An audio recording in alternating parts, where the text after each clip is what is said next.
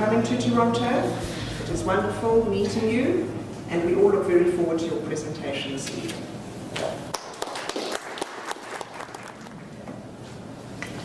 An old couple, Sadie and Harry, were sitting in the living room watching television. Sadie was trying to get Harry's attention, and she was having a hard time. "Harry," she said, "when we got married, you told me you were going to spend the rest of your life making me happy." Harry says, "Yeah, I did." And she says, "So what happened?" He says, "I never expected to live this long." 17 years ago, I came here to Toronto on my winter break from college to help my newborn niece with therapy for 2 weeks. But I never expected those 2 weeks to last for 17 years. Let me tell you about my niece, Cyril. When she was 2.5 months old, she suddenly had a medical complication that left her with a feeding tube, casts on both legs, and severe brain damage. At the time, we really did not comprehend fully what all of that meant, but we soon learned that Cyril was going to require extensive care for the rest of her life. At that time, a stranger named Chaya Perman from Toronto called up my sister, Cyril's mom, who lived in Virginia and had 4 other children then. She told her about an incredible therapy called Cuevas Medic Exercises that was available in Toronto by the world-famous Esther Fink, and she said that Cyril must come to try it out. For those of you who don't know, Esther's here in the audience. So when Cyril turned 9 months old and finally became medically stable, my sister scheduled each of my 5 siblings to take a 2-week shift in Toronto so that Cyril could receive Medic for an extended period of time. I'm the youngest in my family, and I was on break for my first semester of college, so I got the first shift. After nights and days of constant seizures, tube feedings, therapy appointments, and school days at Zarenu, I remember standing in Chaya's kitchen, and I looked at her and I said, "There's no way any of my siblings are going to be able to do this." So Chaya gave me and Cyril our own room, and 3 years later, my 2-week shift was up, and my life had changed forever. While in Toronto, can you hear me? Yeah. While in Toronto, Cyril and I had been seeing Esther twice a week, when she had to go out of town for a month, and then I became solely in charge of Cyril's twice daily physical therapy sessions in Virginia. At this point, Cyril was not able to move independently and was mostly comfortable lying on her back. I remember that while we were doing exercises, I called my sister into the room excitedly, and I said, "Honey, look, Cyril is sitting for almost 6 more seconds than she did yesterday." And my sister looked at me and she said, "Sarah, if you care that Cyril is sitting for 6 more seconds than she did yesterday, you better become a physical therapist." And so I did. While living in Toronto with Cyril, I took all of my prerequisite courses at York University in the evenings while Cyril had a babysitter. And when she turned 3 and moved back home full-time with her family in Virginia, I enrolled in a doctoral physical therapy program in New York City. Once I graduated, I worked with Ramon Cuevas and became a certified level 3 medic practitioner, and I eventually specialized in infants and toddlers with developmental delay and disabilities. Those years that I had spent here in Toronto taught me more than I've learned in all of my 18 years prior. One thing in particular that Chaya told me when I got here has always stuck with me. One of her twin daughters, Giti, who was born with disabilities, on their 11th birthday, Chaya said to me, "Who is to judge who has a better life? And whose is more meaningful? Michal has all the typical things that a kid her age has. She has friend drama, she gets sad, she gets jealous. But Giti, when she walks in the street, everyone yells, 'Hey, Geets!' She has more friends than anybody I know. She is empathetic, kind, and always has a positive attitude about everything in her life. And she is a better Davener than I could ever be in my whole life." I haven't seen Giti in a long time, and I'm hoping to get a chance to catch up with her while I'm here in Toronto. I was actually born in Richmond, Virginia, where my parents had been sent in the 70s as Chabad emissaries. I had always wanted to move back there to raise my family, and 8 years ago, when my husband was relocated there for work, I was thrilled. I worked in early intervention in low-income homes, as well as throughout the school system in the area, and eventually I opened up my own pediatric physical therapy practice there. But it wasn't long before my older brother, who runs Chabad of Virginia, convinced me to open Friendship Circle of Virginia. Oh, there we go. I know Friendship Circle is one of tonight's sponsors, and so I'm giving them a big shout out tonight. Over the last 5 years, Friendship Circle in Richmond, Virginia has been building an inclusive community one friendship at a time, and has really changed our community for the better. About 3.5 years ago, I got a phone call while still in the hospital after giving birth to our third child. I had scheduled an important phone interview, and I had forgotten to cancel it in all the excitement of the new baby. So from my hospital bed, I found myself being vetted to become the director of the Ruderman Chabad Inclusion Initiative, a new initiative that is supposed to help all of the 4,500 Chabad centers around the world become more inclusive of people with disabilities. I thought that I was a shoo-in for the position. Not only had I grown up in Chabad, where Jewish inclusion is at the heart and soul of everything that we do, but I had worked professionally with people with disabilities for a decade to boot. Oh, you're a therapist and you like to help people and fix their issues? The woman from the Ruderman Family Foundation asked me on the other line. That's not gonna work here, she said. Lots of people like to help people with disabilities and to be kind to them, she said, but that's exactly the opposite of inclusion. This is not a chesed project. Okay, well apparently my idea of what inclusion meant needed to be updated, and so upon accepting the position, I immediately attended the Jewish Leadership Institute on Disabilities and Inclusion for 4 days. I was psyched to delve into the world of inclusion and return armed and ready to implement it and to practice it, and I was ready for that magic formula. After 2 days of hearing the word inclusion 600 times, about how we're all made in the image of God, and v'ahavta l'reacha kamocha, loving your fellow Jew, I still had no idea what inclusion was or how to do it.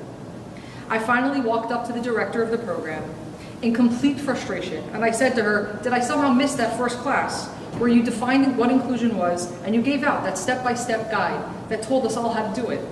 She looked at me and she laughed, and she said that inclusion is not a formula. There is no cheat sheet. Inclusion is a process, and it looks different for every person in every situation. Sorry, my mic seems to be here. Okay, I get it. So then clearly, this is not inclusion. A fish cannot climb a tree, and that's okay, because we're all unique and we all do different things. But wait, I truly believe that with given the right tools and a real chance, a fish really could climb a tree.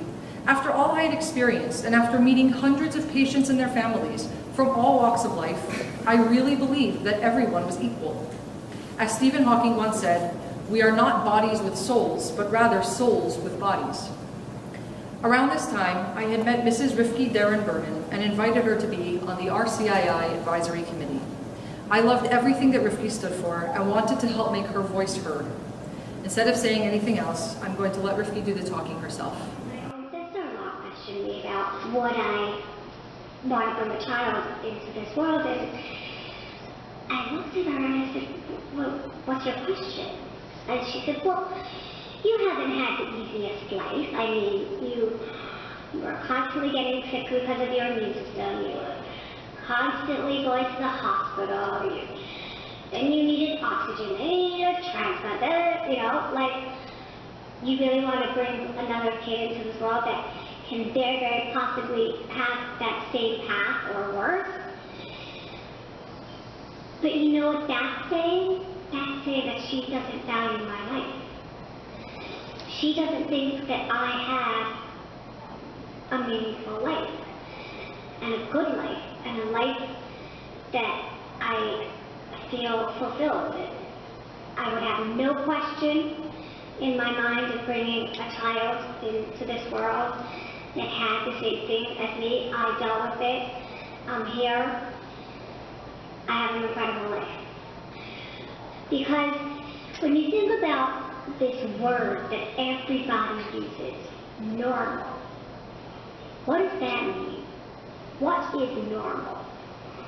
Because this person has no health problems and no mental issues, and they're on the spectrum for their weight and their height and their this and their that. So that's normal. And then there are people who are kind of a little bit off of that. But see, I don't see those things as issues. Those aren't issues, those are challenges. Those are challenges that God gave me or anyone else that has a challenge because he truly believes that I can take that challenge and I will fulfill that challenge. I was always taught that God doesn't give us challenges that we can't bear. And obviously, if he gave you something, then it means that you are important enough, you are special enough. They're not problems. Everyone's different. Everyone has their mission in life. If anything, it makes you even higher. Because, yes, you're the normal. But I was given something that only I was given. Because God thought that I can handle it. Unfortunately, about 4 months after joining our advisory board, Rifki passed away. But Rifki's message to the world was one of ultimate equality, of believing that every person is valuable and unique and can accomplish something that you cannot, only something that they are able to do. That is the first step of inclusion, believing in someone else completely, in their inherent worth and in their value. There we go. So then this must be inclusion. Everyone is treated equally. But clearly, this also doesn't work. Treating everyone the same without recognizing their individual needs does not set them up for success. A good teacher knows how to maximize each student's potential, and a good parent speaks to each child in their own language. A good employer utilizes the strength of every employee. Because this is what true inclusion looks like. After all, this is the 21st century. Of course we value people. Of course we recognize that people are important and are capable and should be treated equally. But the message of inclusion is actually one of differences. It is that fair is not equal. To truly be fair, we need to focus on individual strengths, desires, and goals. Fair means giving someone what they need to succeed. That is fair. Fair is not equal? Now that's a breakthrough. This has become a mantra in my house. Actually, my kids were pretty upset with my new attitude because we no longer allow them to say, it's not fair. It's not fair that Jake has a bigger piece of cake than me, or that Nava gets to go to bed a half an hour later than me, or it's not fair that Hannah gets a play date and I don't. It has actually been life-changing. Because once you explain that each person is different and needs different things to succeed, depending on who they are and where they are, it starts to make sense. Like the fact that Hannah napped today, so she gets to go to bed later even though she's younger. Or that Jake did not get birthday cake last night and so he gets an extra piece tonight. Suddenly, all of these things are fair, they're just not the same. But to many people, this concept still does not make sense. I spoke to the principal of a Jewish community day school, and I explained to him that fitting students into an already confined and structured environment is called mainstreaming. But true inclusion is a proactive approach of inviting people in, not just a reactive response when they knock on the door. And the principal looked at me and he responded, unfortunately, like so many others still do. To do inclusion, we have to make concessions in our standards. To have students with disabilities in our classroom, the quality of learning will likely go down. Rabbi, I said, it depends what you mean and what you think of as concessions. For example, I choose to send my children to a Jewish community day school where everyone comes from a different part of the community. They have different opinions and different views, and I purposely want my children to learn that all Jews are holy no matter what they do or what they don't do. How much richer would our school be if we could truly accept every Jewish student in town? And what better Jewish value do I want my children to come away with than v'ahavta l'reacha kamocha, loving your fellow as yourself? So what does that phrase really mean? I've always heard it taught as the golden rule, to treat someone how you want to be treated. But the best explanation that I have ever heard is from the Lubavitcher Rebbe, Rabbi Menachem Mendel Schneerson of blessed memory. He explained that if you are hungry and your friend is thirsty and you give them food instead of water, then not only are you not fulfilling v'ahavta l'reacha kamocha, but you are going against the entire Torah, because surely your friends will be turned off. So clearly, we are no longer talking about the golden rule, but rather the platinum rule, to treat someone how they want to be treated. Supporting people in the way that they need to be supported, and that is the very definition of inclusion. The great sage Rabbi Akiva is famously quoted as saying, "V'ahavta l'reacha kamocha" is the essential principle of the Torah. How amazing is that? The very essence of our entire Torah is based on the platinum rule, the true meaning of inclusion.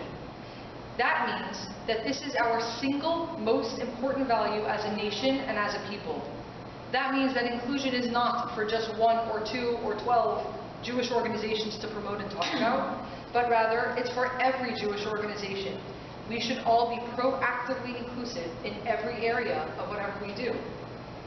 At a conference recently, I heard it explained beautifully by the inclusion director of a local church. She said that as community organizations, we are pre-programmed to put people in categories and then set up programs to accommodate them. When somebody calls, like someone who is youth, or adults, or preschool, young adults, professionals, seniors, that list goes on. And when someone calls with a disability, we automatically put them in a disability category, and then we make programs for them. However, she said, I choose to think of people with disabilities as the cheese that gets sprinkled across every department that we have. Because 1 out of every 5 people has a disability, and 1 out of every 3 families has someone with a disability in it. That's 20% of our population. So our job is to make as many environments in our communities accessible, both physically and practically, for people with disabilities to be a part of. And not only if they call 3 weeks in advance, or if it's specifically publicized as an accessible event. Ideally, all community events should be a real option and a real opportunity for someone with a disability to choose to join. Recently, my aunt from Brooklyn shattered her ankle and she became immobile for a long time. She came over to me and she said, "Sarah, I finally understand all the things that you've been ranting and raving about." She said, "I suddenly have a disability. I now understand what it means to feel like an outsider. I cannot attend so many simchas because the halls are not accessible, and I cannot go shopping because of all the obstacles. And most of all, I feel bad always having to ask people to make accommodations for me. I finally know what it feels like to not feel included." My friend, Joseph Ben Smian, or JB, ran for Congress in Florida in the last elections. He's a social worker, a father, recently published a book, and he also has quadriplegic cerebral palsy. As he says, Michael Jordan wins when he makes the shot, and people with disabilities win when they take the shot. But how can I do this, says the director of a preschool, the rabbi of a synagogue, or the coach of a baseball league? How can I work with every person's individual needs like that? You've all heard it before, it takes too much time, too many resources, and too much money. That's usually the first response that I get when I mention the word inclusion. Another typical response is the one that I recently heard while sharing a cab with a young college student. I turned to him and I said, "What does inclusion mean to you?" "Building ramps," he said, because clearly that's the first step to being inclusive of people with disabilities. But barriers to inclusion don't only come in the form of physical access. Only 5% of people with disabilities are wheelchair users. Disabilities come in many forms, both visible and invisible, like anxiety, depression, addiction, chronic pain, autism, and allergies. So yes, having a ramp is important for physical access, but our attitudes and our mindsets might even be more important. Like my husband says, real inclusion is like building a ramp in your brain. Once you have an inclusive mindset, you start seeing every situation differently, in a way in where you try to accommodate as many people as possible from the very beginning. Like this year, I tried to explain the benefits of easily substituting excellent non-dairy treats in my daughter's class prize store, so that the 3 students who are dairy-free wouldn't feel left out or feel bad. The teacher initially refused because she did not want to deprive another child of their favorite Kit Kat bar. After a long conversation, in which I eventually told her that I would purchase all the treats for the upcoming year, she suddenly thought that this was a great idea. It turns out that all of the kids are happy, and so far nobody misses their Kit Kats. But doesn't this story highlight the exact opposite of fair is not the same? Here I was encouraging everyone in the class to be the same, and yet I'm constantly saying that we need to focus on our differences. And that is why I never understood the formula for inclusion at the Leadership Institute. Because really, to be inclusive, we need to walk that fine line of how to make something work for everyone involved. How can we have students with disabilities in the same class as typical students without compromising academic standards? How can we have people with disabilities in the workplace without compromising our standards of productivity?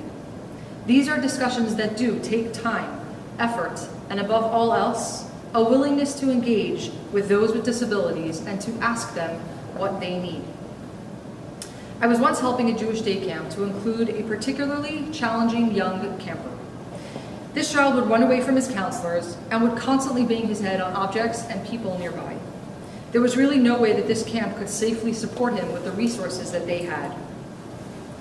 But we sat together with the family and the camp staff, and during a brainstorming session, the craziest idea came up. The pool. There was nowhere for him to run, and there was nothing for him to bang his head on.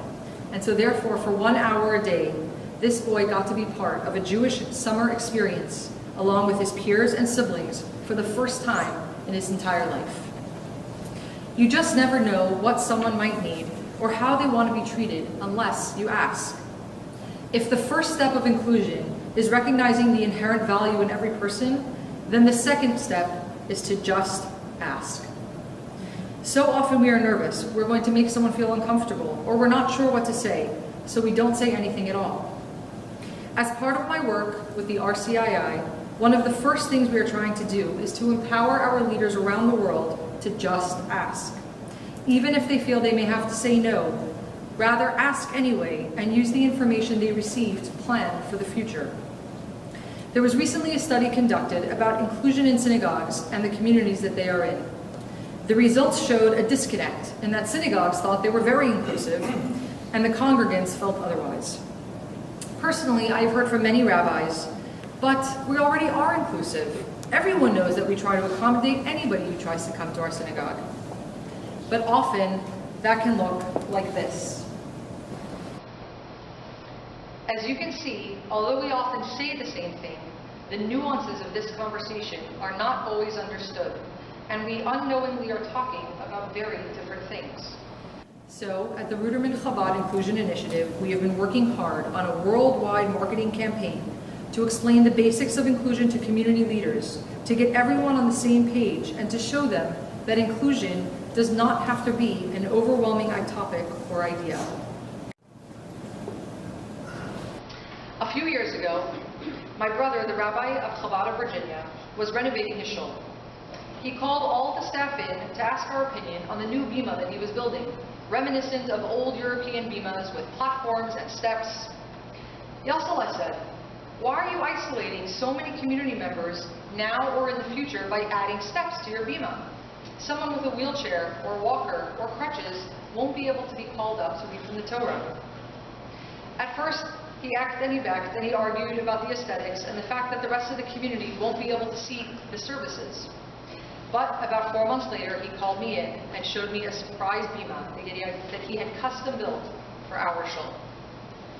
For Rosh Hashanah, Chabad Community Shul in Richmond is excited to install our new bima, which is accessible for people with all disabilities. We're very excited about this. With just a push and a click, we can create a lower level bima, which is exactly 30 inches from the ground and accessible with for anybody with a wheelchair. And Chabad has always been all-inclusive. Everybody is always welcome in Chabad, but now everybody with all abilities can actually participate. So we're very excited about this and look forward to seeing. And since then, these bimas have been available to order and customize for any shul anywhere. Today, there are so many great organizations working in the disability inclusion arena and educating communities around them. When we began the RCII, we were trying to figure out the best way to educate thousands of rabbis how to be inclusive. And the director of the Rohr Jewish Learning Institute, JLI, told us that when you want a rabbi to teach something, give them something to teach. In the year that we have partnered with JLI to launch our new adult education course called Towards Inclusion, a course on human dignity and respect, it has already been taught in over 30 cities around the world. Just last week, I got feedback from one of our teachers in Missouri who said that although I always felt that I had an inclusive mindset, this course has been a game changer for me. I now want to create a dedicated quiet space in our shul, and next year, I want to have a sensory-friendly sukkah building workshop. He said this course has empowered me to just ask and to be proactively inclusive in every way.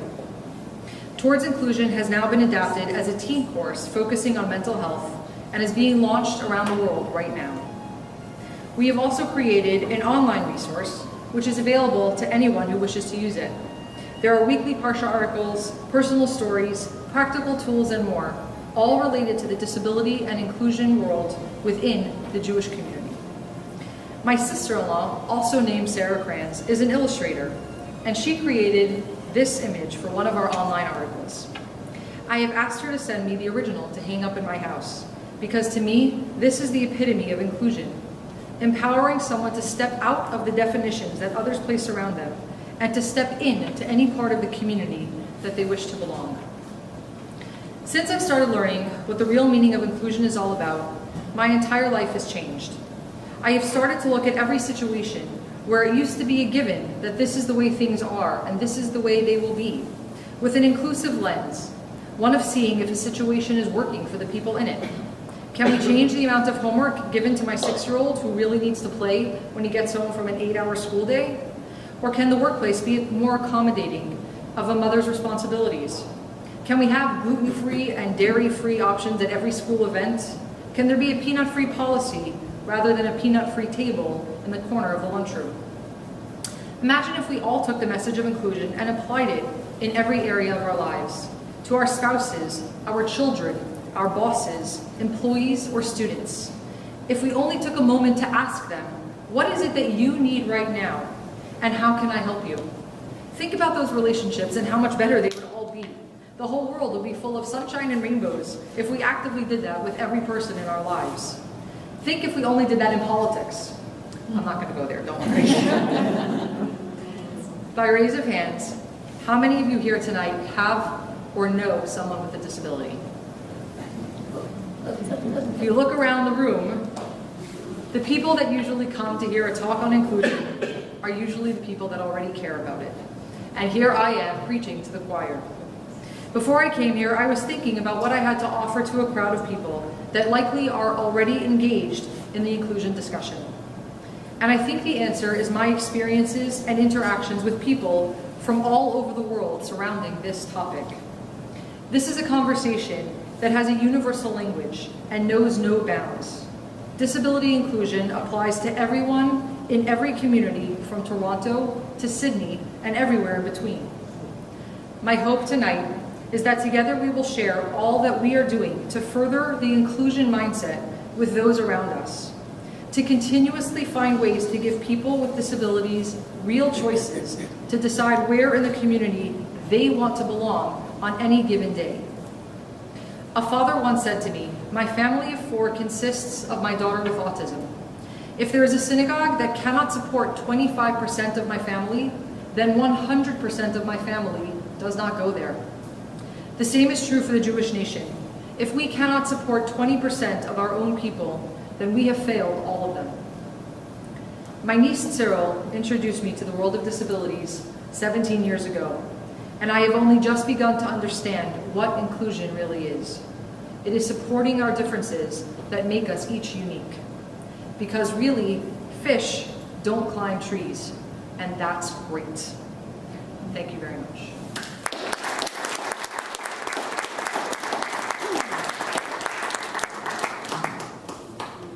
I think we're supposed to have question and answers. Maybe we can get that video working, I'll show it. I just wanted to make a comment, actually, and this isn't to make anybody feel bad, but on an evening of inclusion, how come you're on a stand with no ramp? I thought of that when I got up here. If you're supposed to be inclusive, you already excluded me. There you go. And it's true. an answer for this. You don't need one, so you can accommodate it according to your need. It is true. You know, there is, my mother always says, you know, do we have to do this all the time? My mother means very well.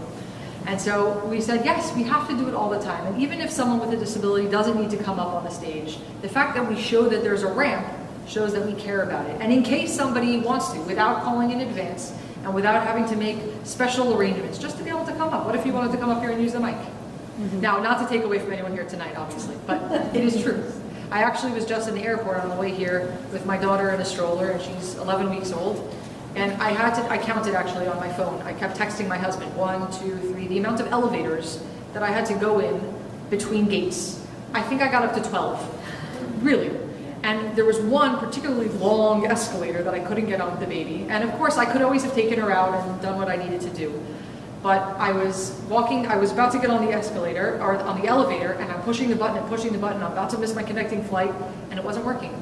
And there was Braille, but there was no phone, there was nobody there I could call, and I'm standing there, and I had nothing to do, and people are walking by, and I kept thinking, I'm going to speak about inclusion, and how non-inclusive is this? I couldn't do anything.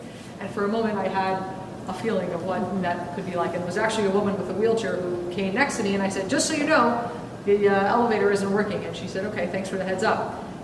In the end, there was another elevator around the side that we found, but I saw that woman having to get out of her wheelchair, having to be held by 3 people and walk down that escalator. So, you never know.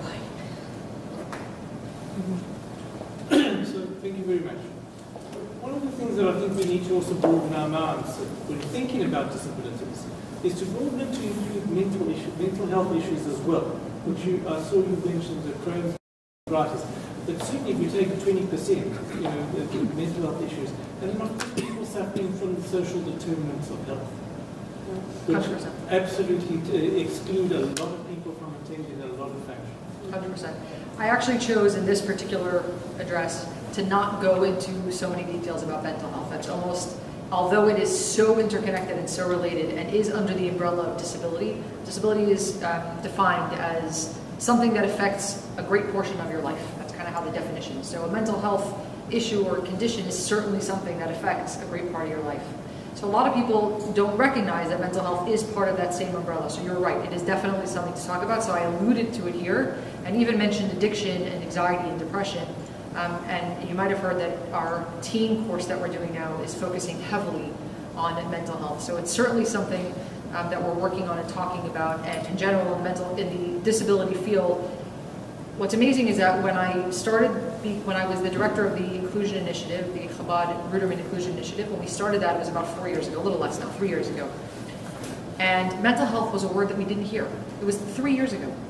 And today, the new grants that the Ruderman Family Foundation is giving to organizations across the world, really, so many of them now are only talking about mental health. It's amazing how fast that has changed and switched in the disability community. So you're right, it's something that desperately needs to be addressed and discussed. And I personally have seen it starting to come up almost everywhere at this point. So I don't know what you guys are doing in Toronto yet, and I'm sure there's plenty, but agreed, there's definitely a ton to be spoken about and done as it relates to mental health.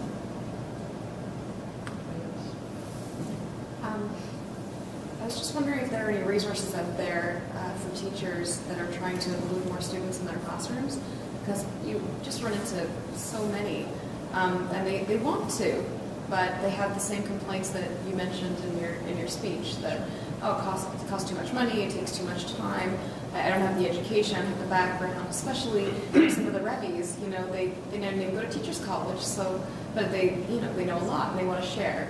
So, like, what's out there for these people that want to do it but really don't have that bridge to help, create those slats, so that everybody in their classroom can see right through to the ball game. So I'm sure some of you or many of you in this room can probably answer that question as well. But on my end here, there's 2 things. In this address, if you will, the discussion was really the inclusive mindset. That's the very beginning. It is true that it does take money and it does take resources and it does take time. Those things are true. But the first part is to teach those Rebbe's, for example, even if you were able to walk over to them and say, just look at a student and think what they need, as opposed to what we've always done and how you're teaching your class, always sitting up here, etc. There are things that we can do without the resources, the money, etc., that we can start implementing, but we have to think that way. That's really the first step of this conversation. And once you kind of flip that switch, it's amazing what actually changes right with what you already have. So I know that's very vague, but the details, we can talk about the details, but that's the first step. Additionally, I'm happy to talk with you afterwards. There are so many resources available that are excellent. There's a woman, Paula Kluth, I'm sure many of you know, who does excellent student education in inclusive classrooms. There's different kinds of learning about how to set up your classroom, and we have also a lot of people and even organizations. I'm sure many of you know Gateways in Boston. They do excellent work with creating an inclusive environment and educating teachers, et cetera, et cetera. So there's a lot of great resources, and I'm happy to share them with you, and I'm assuming many people here have them as well, but I would love to help you out with that. You know, also, I mentioned in here that this inclusive mindset, I find it, for me personally, incredible. Like this story with my daughter and her class at the Kit Kat bar, it's a real story.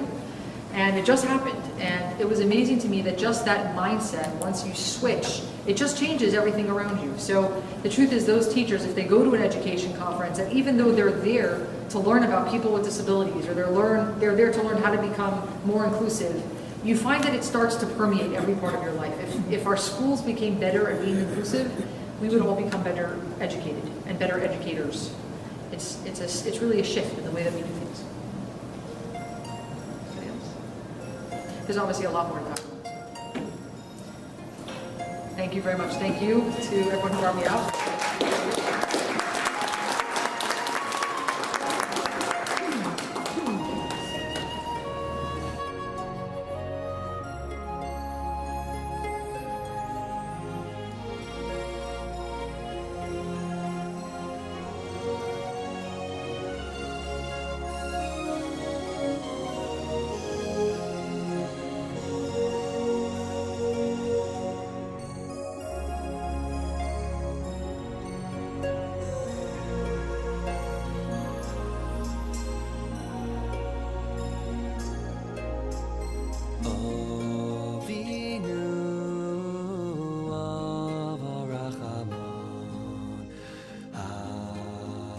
Rachem, Rachem, oh.